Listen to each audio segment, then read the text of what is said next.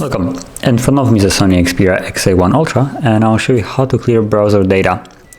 So start off by opening the browser, and from here you'll tap these three little dots and go into history. And from here you can either individually remove the history of it, data, so you can just tap on little X like so, or you can also tap on clear browsing data, and from here you have the time period that you want to delete it from. So in the last hour, 27 days, weeks, or all time. So let's just click on all time, and from here you also have the choice to select what you want to clear, so cache, images and stuff like that. So we're just gonna keep all of this on and tap on clear data.